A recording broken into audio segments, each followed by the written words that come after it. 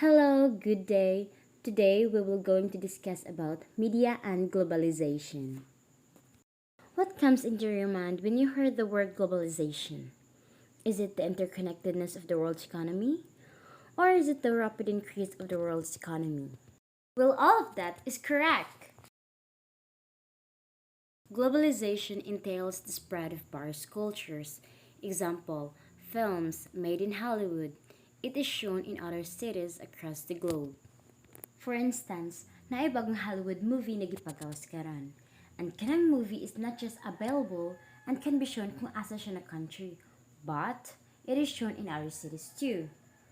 Well, all of you may wonder, how did it happen? Well, it's because of globalization. See, because of globalization, we're not outdated kung unsay nang hitabo karon. And even trends today.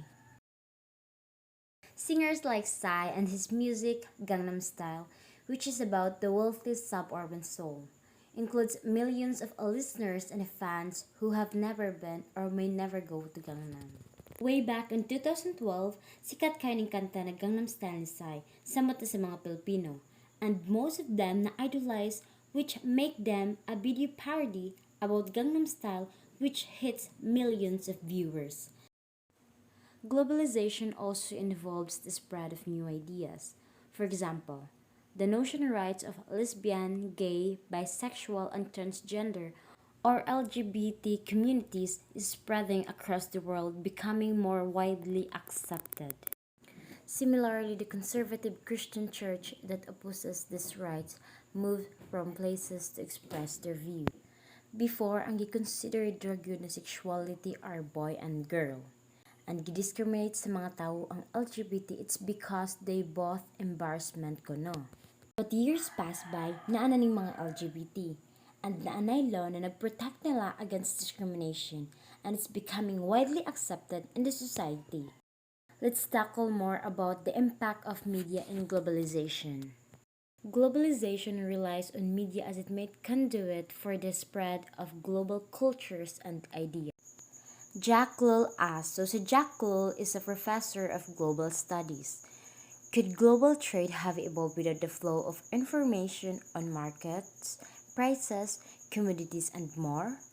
Could empires have stretched across the world without communication throughout their borders? Could religion, music, poetry, film, fiction, cuisine, and fashion develop as they have without the intermingling of media and cultures? There is an intimate relationship between globalization and media, which must be unraveled to further understand the contemporary world. Meron kunong malalim na relasyon ang globalization at ang media para mas labis pa nating maintindihan ang contemporary world. So ang contemporary world refers to the circumstances and ideas of the present age where it deals with problems, issues related to environment, population, wealth, power, tension, and conflicts.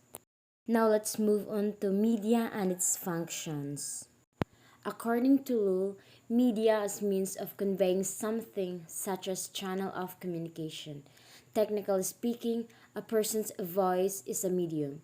However, commentators refers to media the plural of medium, they mean the technologies of mass communication. So, anak ko no siya, media kuno is naghahatid ng daan para sa komunikasyon o ang daan tungo sa komunikasyon. Different kinds of media. Print media, muna siyang mga books, magazine, and newspaper. Broadcast media, muna siyang mga radio, film, and television. Digital media, internet, mobile mass communication. Internet media, muna siyang mga email, internet sites, social media, and internet-based video and audio. And most of these different kinds of media is nata. While it is easy to define media, it is more difficult to determine what media do and how they affect the societies. Yes, makaingon ta na nga easy ang media, it's because it is the spreading of information throughout the world. But what could be the impact of media if we depend too much on it? Perhaps negative gid no, samot na nag-agad ta sa media kada lihok nato. Media theorist Marshall McLuhan, the medium is the message, attempt to draw attention to how media as a form of technology reshapes societies. Thus, television shapes the behavior of users and reorient family behavior. Television has steered people from the dining table where they silently munch on their food while watching primetime shows. Television has also drawn people away from other meaningful activities such as playing games or reading books. Yes, kaya di ba once kani mo tanaw na tag mga salida, murag mawala na tong attention and focus sa other things. But instead, gi-engage na to ang too much of our time watching on television. Today, the smartphone allow users to keep in touch instantly with multiple people at the same time. The technology and not the message make for this social change possible. Sa una, it took so long to receive a message or letter kay letter pa man to sa una. Since the technology keeps on improving, moto bento na og mga smartphones. In smartphones, with just a few clicks, pwede na ka makaspread and send messages with multiple people at the same time. Pwede po tayo magkakamusta sa atong mga loved ones, especially sa mga OFW na mga pamilya nato. Although layo sila, but still we can still communicate with them. Pwede nato sila matawagan like video call or FaceTime. Even though layo kayo sila, but still mura gihapon ta og duol kay it's because of media. McLuhan added that different media simultaneously extend and amputate human senses. New media may expand the reach of communication, but they also dull the user's communication capabilities. Before, people wrote things down on parchment. Exchanging stories was mainly done orally. So when we say orally, it is pasalita. To be able to pass stories verbally from one person to another. Storytellers have retentive memories. So maingon gani tag retentive memories kanang maayo gyud siya maghunahuna og mga memory. Like maayo siya mo recall. However, papyrus started becoming more common in Egypt after the 4th BCE, which increasingly meant that more people could write down their stories. As a result, storytellers no longer had to rely on their memories. Something similar can be said about cell phones. On the other hand, they expand people's senses because they provide the capability to talk to more people instantaneously and simultaneously. On the other hand, they also limit the senses because they make users easily distractible and more prone to multitasking. This is not necessarily a bad thing. It is merely change with a trade-off. Yes, true, Ginyo. It's because of cell phones, like, murag, maisli distract na ta sa atong gipangbuhat. The question as to what new media enhance and what they amputate was not a moral or ethical question. According to McLuhan, new media are neither inherently good nor bad. So anak kuno siya, ang new media kuno ay hindi mabuti at hindi rin masama. So it's kind of really complicated to explain, right? Because so naa siya disadvantages and advantages. One of the disadvantages of new media is because people depend too much on media. So magsalig na kayo sila. While ang advantages is new media can help us to easily communicate with people throughout the world. Munang it's very hard to say na makaingon ta na nga ang new media is bad nor good. The global village and cultural imperialism. McLuhan used his analysis to examine the impact of electronic media. His writing around 1960s, his analyzed social changes brought by television. Also, he declared that television was turning into a global village or single village. the world is becoming single community. Global village described the phenomenon of the entire world becoming more interconnected as the result. The world view as a community in which a distance and isolation have been dramatically reduced by electronic media. So when we say about global village, it sees a community whereas we are being connected via television, computers, cell phones, and all digital gadgets. For instance, naatay mga loved ones or pamilya na naa sa other countries. And because of layo kayo ang distance nila, so we use new media like mga gadgets, mga cellphones para even though we are far from them, but still we are connected with them. Like dili na para sa una na nga kailangan pagka magpadala og sulat which it takes and consume too much of time. And now, because of media, we became a global village or single village, which as connected na kayo ta sa usag-usa. McLuhan declared that television was turning the world into a global village. By this, he meant that as more and more people sat down in the front of their televisions, sat and listened to the same stories, their perception of the world would contract. If tribal village once sat in front of fires to listen to collective stories, the members of the new global village would sit in front of the bright boxes in their living room. Monang, the people all over the world are interconnected with each other with the help of transport and communication. That's why na ginatawag taong global village. Thinkers assume that global media had a tendency to homogenize culture. They argue that as a global media spread, people from all over the world would do the same things. When we say about homogenize, mablend siya para to make it uniform. They argue pa nga kung ang global media kuno kay mo spread throughout the world, the people from all over the world would do the same things.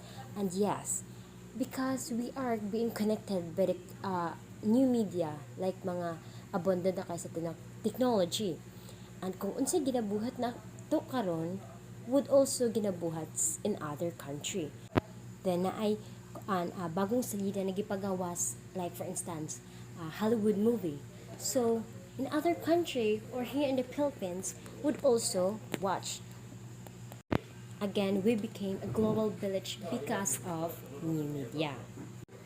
Commentators therefore believe that media globalization with America hegemony would create a form of cultural imperialism, whereby American values and culture would overwhelm all others. In 1976, media critic Herbert Schiller argued that not only was the world being Americanized, but that this process also led to the spread of American capitalist values like consumerism. Similarly, for John Tomlinson, cultural globalization simply an euphemism for Western cultural imperialism since it promotes homogenized, westernized consumer culture. Critics of cultural imperialism. Proponents of the idea of cultural imperialism ignore the fact that media messages are not just made by producers. They're also consumed by audience. So, ang mga proponents of the idea of cultural imperialism, ilang ignore ang fact kung unsa ang tinuod about the media messages are not just made. Wala daw ni gibuhat para lang sa mga producers, but also gibuhat ni para sa mga audience. In 1980s, media scholars began to pay attention to the ways in which audience understood and interpreted media messages. The media consumers are active participants in the main meaning who view media text. So, in 1980s, mga media scholars daw, they start to pay attention. Ihatag na sila attention in which way audience they understand or interpret the media messages. So, mga media consumers are active participants in which means active sila sa mga view media on text. In 1985, Indonesia cultural critic Lee Ang studied the ways in which different viewers in the Netherlands experience watching the American soap opera Dallas. So, 1995, ang mga Indonesia daw, cultural critic about of Ling Ang studied the ways in which different mga lain-laing viewers from Netherlands na naka-experience to watch the American soap opera Dallas. So, in 1990, Elihu Katz and Tamar Pieces decided to push Ang's analysis further by examining how viewers from distinct cultural communities interpreted Dallas. The urge that texts are received differently by varied interpretative communities because they derive different meanings and pleasure from these texts. So according to Eli Katz and Tamar Pieces, they decided to push ang Ang's analysis further by examining how the viewers, kung yun sa daw sa mga viewers to interpret, kung yun sa nila pagsabot ang about sa Dallas. Ila pang awayan about sa text because they receive differently by varied interpretative communities because they derive different meanings and pleasures. So, ilahan na ba itong tungod nila kaya derive sila different meanings and pleasures from this text. Sila na po yung nag-derive, sila na po yung naghimo of meanings, mga different meanings about sa text. So, Russians were suspicious of the show's content, believing not only that it was primarily about America, but that it contained American propaganda. American viewers believed that the show, though set in America, was primarily about the lives of the rich. So, ang mga Russians daw, nagsuspatya sila about the show content, believing kung nga dili lang about sa Amerika, dili kung about to sa Amerika ang show, but also contain American propaganda. So, mga American viewers, they believe, ilang gituhan nga lang, kanang show, the thought set in America was primarily about sa mga lives sa mga dato radi ay. So, katong show is about sa mga dato radi ito, way labot ang mga pobre. The cultural imperialism thesis has been belied by the renewed strength of regional trends in the globalization process. Asian culture, for example, has proliferated worldwide through the globalization of media. Japanese brands, from Hello Kitty to the Mario Brothers to Pokemon, are now an indelible part of global popular culture. The same on Korean pop or K-pop and Korean telenovelas, which are widely successful regionally and globally. Also, the McDonald's has continued to spread across Asia. Then the Philippines, Jollibee claims to be number one choice for fast food in Brunei. So, according to a cultural imperialism, the renewed strength of regional trends in the globalization process. Sila dong renewed ang strength o ang mga regional trends. For example, parihan ng mga Hello Kitty to Mario Brothers, then na Pokemon. So, kana sila nahimo ng popular din kanang Hello Kitty made from Japan. Hasta ang Pokemon naabot diri sa ato ang Philippines. So, na-part na siya sa globalization. Global popular culture. Like mga K-pop. So, mga hilig mga K-pop like BTS, mga EXO, Blackpink, or sa panadin ng mga laing K-pop groups. Then, mga telenovelas kanang pagawa sa mga BCBN nga gi-translate into Tagalog para makasabot yun ang mga Filipino nga motanaw ana nga sa lida kanang nga telenovelas. So far, ang McDonald's sad become part of globalization. Nahimo din siyang globalization because naa siya sa McDonald's. Ang McDonald's sa bilong sa mga naabot siya sa different Asia, parts of Asia. And then, Jollibee. So, ang Jollibee naabot na sa diri sa Mualbual. Social media and the creation of cyber ghettos. By now, very few media scholars argue that the world is becoming culturally homogeneous. The internet and social media are proving that globalization of culture and ideas can move in different directions. While Western culture remains powerful and media production is still controlled by a handful of powerful Western corporations. So these days, few media scholars argue sugaal pa sila that because ang world daw is becoming culturally homogeneous. Homogeneous means kakauri. So, ang world daw is hapit na magkaparihas. So, the internet and social media are proving that the globalization of culture and ideas can move in different ways. So, ang internet daw na-prove that ang globalization of cultures, mga laing cultures and ideas can move. Pwede move in different ways, in different directions. Pwede makaagi, makalaktaw sa mga lalaing direkta.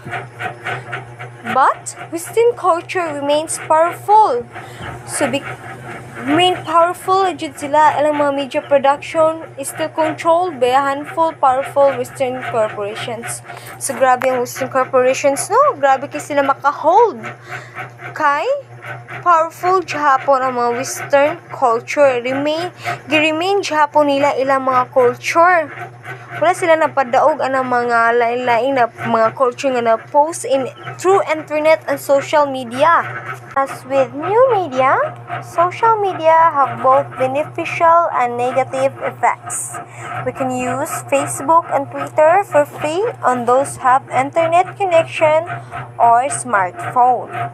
The democratic potential of social media was most evident in 2011 during the wave of uprising known as the Arab Spring. Without access to traditional broadcast media like TV, Tunisia, Egypt, and Libya, used Twitter to organize and to disseminate information. More recently, the Women's March against newly installed U.S. President Donald Trump began with a tweet from Hawaii lawyer and became national, even global movement. So, because of new media, social media have both beneficial and negative effects. So, social media daw is na daw positive o negative. Na kung yung mga beneficiaries o mga negative nga epekto. Which is, we can use Facebook and Twitter for free. Sumaw na ang beneficial. We can use Facebook and Twitter for free kung kisa itong na internet connection or mga cellphone, smartphones. Then, the democratic potential of social media was most evident in 2011 during the wave of uprising known as the Arab Spring. So, without access to traditional broadcast media like TV, Tunisia, Egypt, and Libya, they used, wala ko no kay mga, di ko ako sa mga TV, sa mga broadcast media, ang Tunisia, Egypt, and Libya, gamit sila og Twitter para makakuha og mga information. So, more recently, the Women's March against newly installed U.S. President Donald Trump began with a tweet from Hawaii. So, ang Women's March daw, they began to tweet. Naka-tweet sila from Hawaii and become to national, even global movement. So, diha nag-start, diha nagkuhan ang mga about sa tweet. However, social media also have their dark side. In early 2000s, commentators began referring to the emergence of the internet and phenomenon of cyber balkanization. In the United States, voters of Democratic Party largely read liberal websites, and voters of the Republican Party largely read conservative websites. So, ang social media nasa mga dark side. In early 2000s, mga commentators nag-refer sila sa mga internet o mga cyber balkanization. It means ang dark side sa social media is mga kanang mga false, mga fake news, kanang mga post sa mga social media nga dili mao, dili sakto, mga fake, walay kamatuuran. As such, being on Facebook can resemble living an echo chamber, which reinforces one's existing beliefs and opinions. This echo chamber precludes users from listening to or reading opinions and of informations. So, in Facebook, pwede daw siya makaresemble of echo chamber. So, ang echo chamber precludes users. So, it includes mga users nga mo listen, mo minaw, or mo read, mo basa sa mga opinions and information. These segmentations has been used by people in power who are aware that the social media bubbles can produce a herd mentality. It can be exploited by politicians with less than democratic intentions and demagogues wanting to whip up popular anger. So, in this way, people will aware that social media can produce herd mentality. Pwede ni siya makakuha sa mga kasakit sa atong mental health. Like mga politicians, mo-post sa Facebook ka ng diha nga partida, mo-post sa Facebook nga dautan nila ang pikas partida para sila para ang mga tao daw masuko sa pikas partida kay labi na mga fake news ay ipo sa pikas niya para masuko ang mga tao para dili mo butar atong pikas. So mao na one of the dark side of social media. Russian dictator Vladimir Putin has hired armies of social media or trolls to manipulate public opinion through intimidation and the spreading of the fake news. Most recently, American intelligence agency established that Putin used the trolls and online misinformation to help Trump win the presidency. So, ang Russian dictator daw nga si Vladimir Putin nag-hijack armies or mo na gitawag nga trolls para i-manipulate kuno ang mga opinion into mga fake news.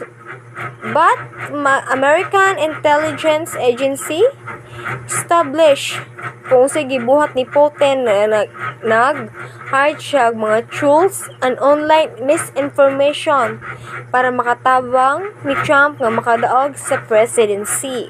In places across the world, Putin imitators replicate his strategy of online trolling and misinformation.